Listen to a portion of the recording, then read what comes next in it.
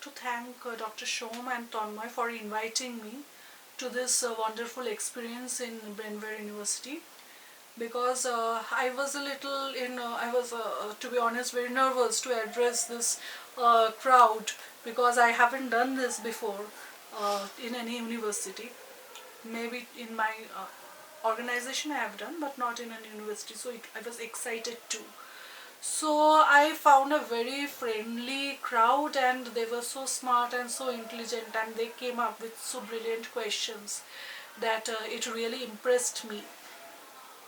And also I had my insights with me. I had so many as I have experience of like 13 years, I have so many insights, and I rarely get chances to share them with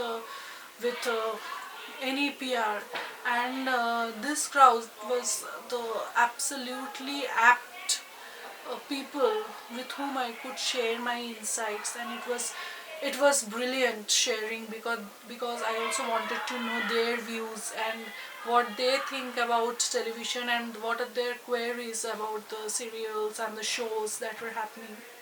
So answering them, and also think about the questions and their answers and the interaction, everything was so interesting, so exciting, and it was a lovely experience that I had.